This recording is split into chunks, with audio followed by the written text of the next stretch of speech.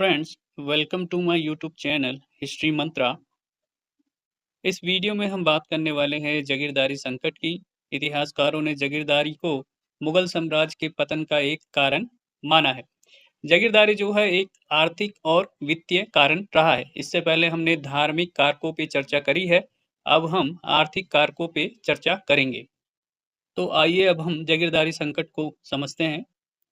1950 और 1960 के दशक में अलीगढ़ के इतिहासकारों द्वारा नया इतिहास लेखन आरंभ किया गया। इन्होंने मुगल राज्य में राजस्व संबंधी तत्वों का अध्ययन किया और जागीरदारी व्यवस्था को मुगल राज्य के पतन के साथ जोड़ा। सतीश चंद्र ने जागीरदारी संकट की बात की तो इरफान हबीब ने कृषि संकट की बात कही है। इसमें जागीर वितरण में संकट, उत्पादन तथा राजस्व में गिरावट व शोषण की बात है। तपन राय चौधरी ने मुगल राज्य के छोटे कुलीनों की अधिकतम भौतिक संसाधन को प्राप्त करने की इच्छा को मुगल साम्राज्य के पतन के साथ जोड़ा है। फ्रांसीसी चिकित्सक फ्रांसवा बर्नियर 17वीं शताब्दी में औरंगजेब के दरबार में आया। इसने लिखा कि जागीर का निरंतर तबादला कर दिया जाता था, जिसका प्रभाव जागीरदार या मनसबदार पे पड़ता था। इस कारण वे वंचित महसूस करते थे और उनका भूमि सुधार व उत्पादन को बढ़ाने में कोई रुचि नहीं होती थी। वे जागीर से ज्यादा प्राप्त करने का प्रयास करते थे और उनका भूमि उत्पादन तथा कृषक की दशा से कोई सरोकार नहीं था। जमींदार, गवर्नर व राजस्व अधिकारी के अत्याचार के कारण कृषक व दस्तकार की दशा खराब रहती थी। यह स्थिति केंद्र के नियंत्रण के बाहर थी। इसका कारण था जागीर का नियमित तबादला और बेदखली। इस कारण वे ज्यादा से ज्यादा प्राप्त करने का प्रयास करते थे। फ्रांसवा बर्नियर ने ये सब बातें अपने पत्र में लिखी और फ्रांस के वित्त मंत्री बैप्टिस्ट कोलबर्ट को भेजा। पत्र में कृषि संकट की चर्चा थी। इसी पत्र के आधार पर कृषि संकट का अस्तित्व सामने आया और आगे चलकर ये जागीरदारी संकट के रूप में उभरता है। इसके अलावा फ्रांसवा बर्नियर ने लिखा कि मुगल राज्य में कई शक्तियों की भागीदारी है, वह सभी भूभाग के स्वामी नहीं है। बर्नियर स्वयं भूस्वामी वर्ग से था और वह राजस्व युक्त कृषि के पक्ष में नहीं था। वह निजी भूसंपत्ति की रक्षा किए जाने का समर्थक था। उसने फ्रांस के मंत्री को मुगल जैसी व्यवस्था न अपनाने की नसीहत भी दी। बर्नियर के कथन के आधार पर ही 1920 के दशक में डब्ल्यू.एस. मोरलैंड ने फ्रॉम अकबर टू औरंगजेब में लिखा कि मुगलों की राजस्व व्यवस्था शोषणकारी थी। इसके लिए औरंगजेब जिम्मेवार था। विलियम हॉकिंस के आंकड़ों के आधार पर मोरलैंड ने लिखा कि राजस्व संबंधी अधिकारों में लगातार बदलाव आते थे। यह एक व्यक्ति से दूसरे व्यक्ति के हाथों में हस्तांतरित होती थी। इस कारण गुजारा करना मुश्किल था। इसी कारण से अधिक प्राप्त करने का प्रयास किया जाता था। औरंगजेब के समय से कृषकों पर दबाव बढ़ रहा था। फसल का आकलन करने वाले ज्यादा से ज्यादा प्राप्त करने का प्रयास करते थे। राजस्व की मांग एक तिहाई से बढ़कर आधा हो गई। कृषकों पर दबाव के कारण कृषि और उत्पादन पे असर पड़ा। मुगलों को प्राप्त होने वाले राजस्व में गिरावट आई और आगे चलकर मुगलों का पतन हो गया। मोरलैंड ने अकबर की मृत्यु के समय भारत की राष्ट्रीय आय की तुलना आरंभिक 20वीं शताब्दी के ब्रिटिश भारतीय शासन से की है। उन्होंने ब्रिटिश से पहले किसी भी प्रकार के स्वर्ण युग को नहीं माना और ब्रिटिश शासन में उन्होंने सुधार की बात कही है। मोरलैंड ने लिखा कि मुगलों का निरंकुशवाद और भारी कर प्रणाली के कारण निजी भूसंपत्ति का विकास नहीं हुआ। घरेलू व्यापार कम ही था और विदेशी व्यापार मात्र कीमती वस्तुओं तक सीमित था। वहीं यूरोपियन के आने के कारण भारतीय कपड़ों को बड़ी मात्रा में निर्यात किया गया। इसके बाद 1960 के दशक में मार्क्सवादी इतिहासकारों ने मुगल संस्था की तरफ ध्यान आकर्षित किया। इन्होंने सामाजिक समूहों के हितों की पहचान की जिनका मुगल साम्राज्य के पतन में योगदान रहा था। इनके द्वारा सम्राट, जागीरदार, मनसबदार, जमींदार और कृषकों के मध्य तनाव को दिखाया गया। ये वर्ग ही व्यवस्था व स्थायित्व को बनाए रखने के लिए जिम्मेवार था। अगर इनको स्वतंत्र छोड़ दिया जाए तो ये अव्यवस्था और अराजकता को पैदा कर सकते हैं। नूरुल हसन ने 1700 ईस्वी के बाद मुगल राज्य के पतन को समझने के लिए राज्य व ग्रामीण जमींदार के मध्य तनाव को दिखाया है। सतीश चंद्र ने कहा कि एक केंद्रीय राज्य के रूप में किसी साम्राज्य की स्थिरता उसकी रैंकिंग अर्थात मनसब और जागीर के कुशल रूप से चलने पर निर्भर करती है। किंतु औरंगजेब के काल के दौरान ये सुचारू रूप से नहीं चल रही थी। इस समय जागीरदारी का संकट आया। राज्य के पास आय नहीं थी कि वह युद्धों को लड़ सके। कुलीन वर्ग की जरूरतें बढ़ रही थी, भू राजस्व नहीं बढ़ रहा था। जागीरदारी का संकट औरंगजेब के अंतिम समय में ही आ गया था। उत्पादनकर्ताओं पर दबाव बढ़ रहा था। जागीरदारों ने अपने पद के अनुसार घोड़े व सैनिक रखना बंद कर दिया। शाहजहां के समय जागीरदारों को मात्र एक तिहाई घोड़े व सैनिक रखने के लिए कहा गया। 1655 में उसने मनसबदार का नकद वेतन कम से कम 4 और अधिक से अधिक 8 महीने तक नियत कर दिया। शाहजहां के समय से ही राजस्व यानी कि जमा व आय हासिल में अंतर आ रहा था। इस कारण उसने एक तिहाई, एक चौथाई और माहवार नामक व्यवस्था अपनाकर वेतन कम करने का प्रयास किया, ताकि उनके वेतन और राजस्व के बीच के अंतर को कम किया जा सके। लेकिन खर्च व संसाधनों के लिए मांग बढ़ती गई, समस्या का समाधान न हुआ और राजस्व कम ही रहा। 1670 में औरंगजेब ने महसूस किया कि साम्राज्य में राजस्व की कमी है। उसने खर्चे कम किए, सादगी अपनाई, नए कर लगाए और कृषि को सुधारने के आदेश दिए। लेकिन समस्या नहीं सुधरी। जागीर देने में देरी भी हुई और जागीरदारों को पूर्ण वेतन नहीं मिलता था। आगरा, राजपूताना और दक्कन क्षेत्र में अधिशेष कम ही उत्पन्न हो रहा था। कृषकों का भाग जाना भी एक बड़ी समस्या थी और बाद में उन्होंने हिंसा और विद्रोह का रास्ता अपनाया। आय की कमी के कारण जागीरदार और प्रशासन की दशा खराब हो गई। इस कारण उन्होंने घोड़े और सैनिक रखना कम कर दिया। छोटे जागीरदारों ने नगद वेतन मांगा या अपनी जागीर किसी बिचौलियों को दे दी। सतीश चंद्र कहते हैं कि औरंगजेब के शासनकाल के बाद जागीरदारी व्यवस्था में गंभीर संकट आया।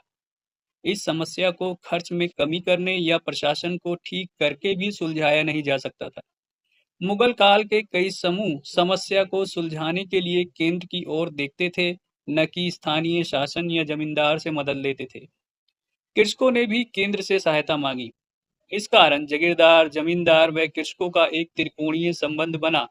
लेकिन मुजफ्फर आलम ने मदद-ए-माश नामक वजीफा धारकों, शेखजादों और खत्री को महत्वपूर्ण बताकर चौथे स्तंभ के साथ जोड़ा है। ये केंद्र के पैसों पर निर्भर थे और संसाधनों पर नियंत्रण के लिए राजनीति में शामिल थे। केंद्र सरकार मुख्यतः राजस्व के लिए स्थानीय जमींदारों पर निर्भर थी। उपजाऊ जागीर की मांग ज्यादा थी, लेकिन उन्हें कम उपजाऊ और विद्रोह वाले क्षेत्रों की जागीर दी जाती थी। कुछ जागीर से राजस्व का उत्पादन नहीं हो पाता था और वहां पर शाही अधिकारी घोड़ों को खिलाने के लिए जागीरदार से वेतन मांगते थे। सतीश चंद्र कहते हैं कि उपजाऊ जागीर पाने के लिए संघर्ष हो रहा था। इससे भ्रष्टाचार को बढ़ावा मिला और निरंतर जागीर के तबादले भी होते थे। इससे छोटे मनसबदार ज्यादा प्रभावित हुए।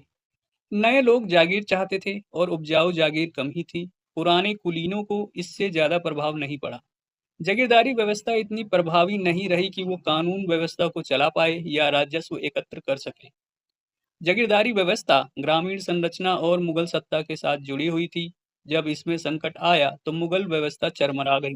सतीश चंद्र कहते हैं कि जागीरदारी व्यवस्था एक वित्तीय और प्रशासनिक संकट था, न कि सामाजिक संकट। अथर अली और जे.एफ. रिचर्ड्स को उत्तर देते हुए वे कहते हैं कि अगर हम दक्कन के आंकड़ों को देखें तो इसमें पैबाकी की कमी की शिकायतें हैं। जागीर न होने के कारण लोग मर रहे हैं। जागीरदारी को 16वीं शताब्दी में लाया गया था। जब तक यह व्यवस्था चलती रही, जमींदारों पर नियंत्रण बना रहा। सतीश चंद्र कहते हैं कि जागीरदारी का संकट एक गहरा सामाजिक संकट भी था, जिसमें कुलीनों ने केंद्र के साथ अपने संबंधों को तोड़ लिया। यह 18वीं शताब्दी से जुड़ा हुआ था। इसके बाद इरफान हबीब ने the agrarian system of Mughal India में लिखा कि मुगल साम्राज्य के पतन में राजनीतिक व सामाजिक अव्यवस्था को राजकोषीय संदर्भों में देखा जा सकता है। ये मुगल खराज के एकत्र की कमियों के बारे में बताते हैं। मुगलों ने राजस्व की मांग को ऊंचा रखा ताकि साम्राज्य के लिए सेना की व्यवस्था हो सके। वहीं जागीरदारों को लगातार हस्तांतरित कर दिया जाता था। इस कारण वे ज्यादा से ज्यादा राजस्व को हासिल करने का प्रयास करते थे और कृषि सुधार इत्यादि नहीं करते थे। इससे कृषकों की दशा खराब हो गई और वे राजस्व देने की अवस्था में नहीं रहे। कर का भार, कृषकों का शोषण और कृषकों की जीविका पे खतरा बन गया। इस कारण कृषकों ने कर देने से मना कर दिया और खेत छोड़कर भाग गए।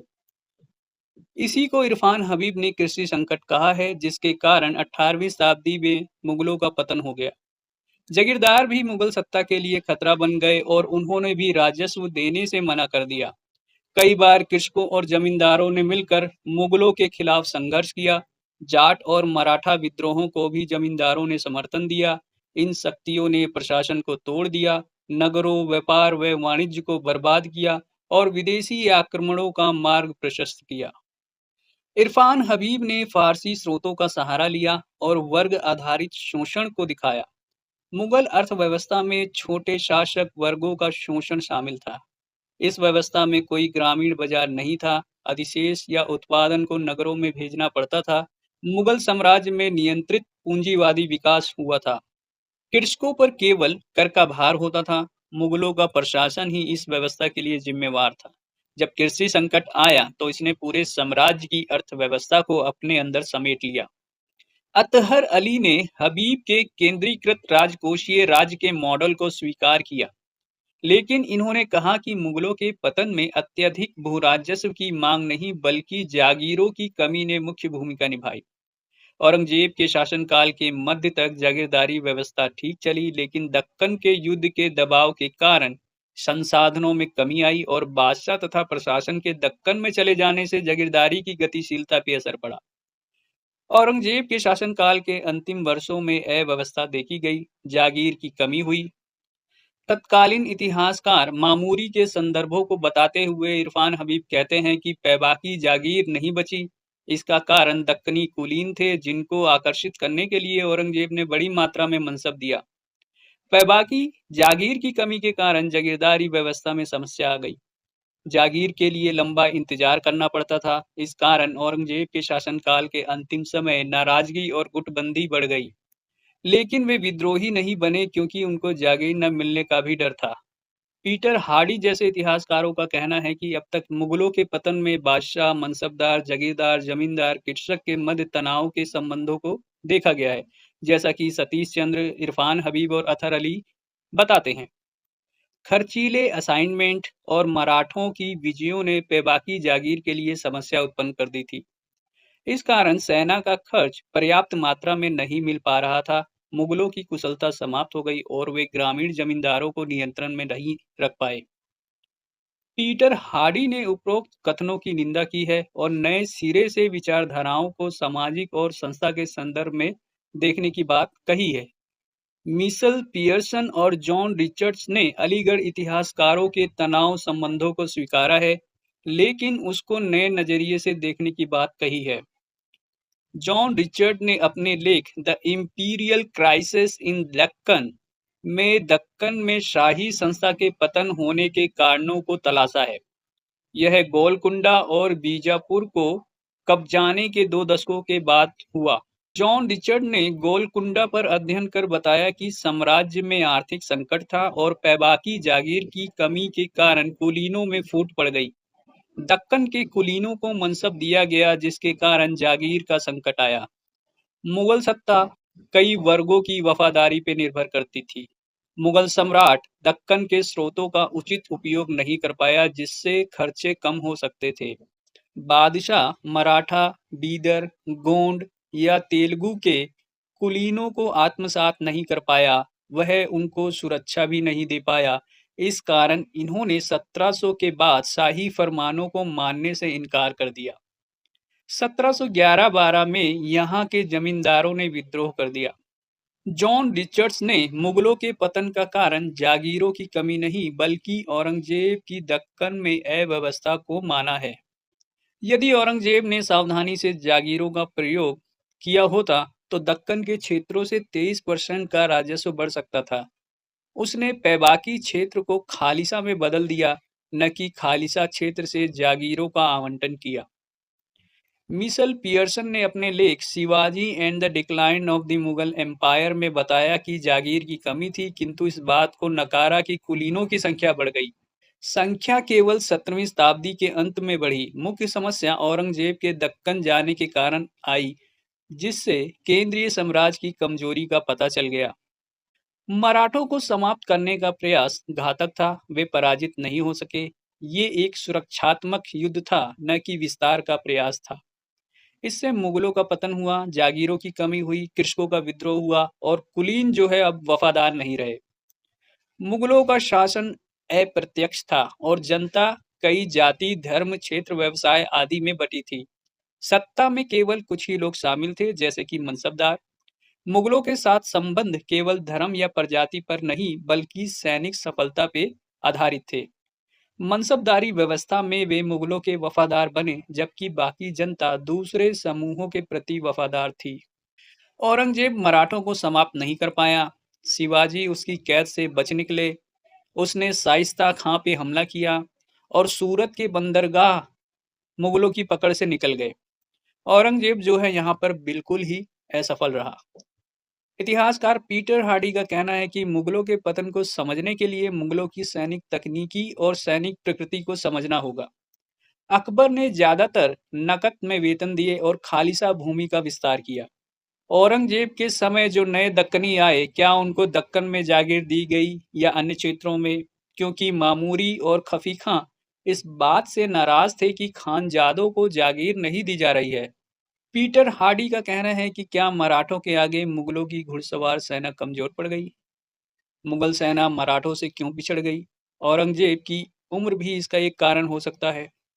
पीटर हार्डी पियर्सन की इस बात से इनकार करते हैं कि मुगलों का पतन व्यक्तित्वहीन संरचना के कारण हुआ। वहीं मुजफ्फर आलम का कहना है कि व्यक्तिगत महत्वाकांक्षा और बादशाह की असफलता से कुलीनों पर प्रभाव पड़ा।